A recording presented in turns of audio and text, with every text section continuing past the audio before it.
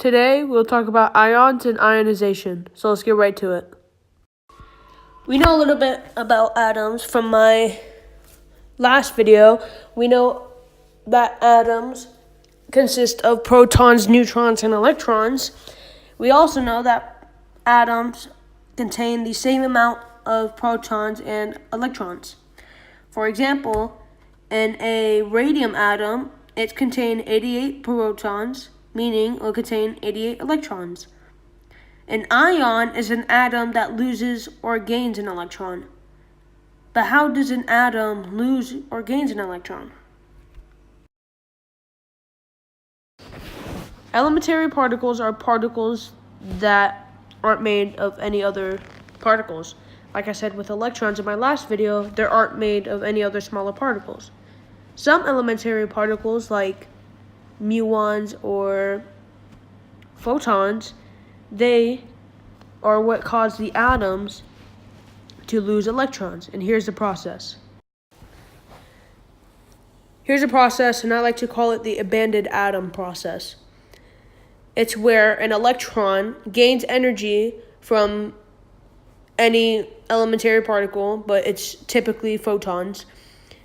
And that electron acquires all of that energy, and it's moving super fast that it jumps up to the next energy level.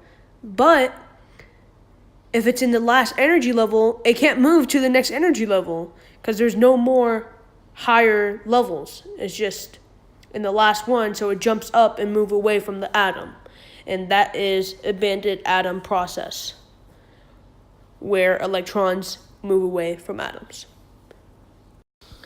So let's look at a helium atom. It has one energy level and 2 electrons in that energy level.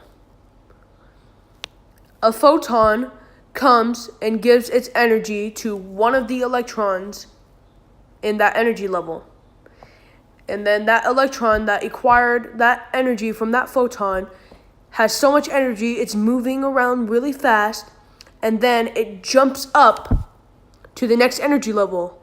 But there's no more energy levels, so it just moves away from the atom. And then that helium atom becomes a helium ion with a positive charge of 1. So there it is. That's how atoms loses electrons to become a positive charged ion. Electrons in the last energy level acquire energy from a photon and moves away from the atom because there's no more higher energy levels. But how do atoms gain electrons to become a negative charged ion? So when an atom loses an electron, that electron is roaming around from the free space it has. So when that electron goes nearby an atom, that atom's nucleus will attract that electron because the atom's nucleus has an overall positive charge. So according to the electromagnetic force, positive, negative attract, so it will attract electrons, and that electron will be within the atom. So this is how atoms gains electrons to become an ion with a negative charge. Michael Faraday is the one who discovered ions. He discovered ions in the 1800s and made ionization devices. And we'll get to ionization right now. Ionization is simple, really simple. It's the process of atoms becoming ions. That's ionization. And ionization mostly occurs in reactions. There are several reactions that involves ionization. For instance, let's look at a lithium and chloride reaction. Lithium has 1 valence electron and chloride has 7. Lithium gives off 1 electron to chloride. Chloride gains that electron, and chloride will have 8 valence electrons, and lithium will have 2.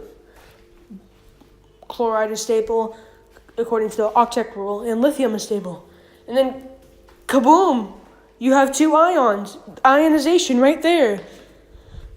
Lithium becomes a ion with a positive charge of 1.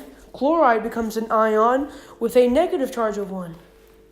And they form an ionic bond, and ionic bond literally has the name ion in it. So you know it's going to have something to do with ion.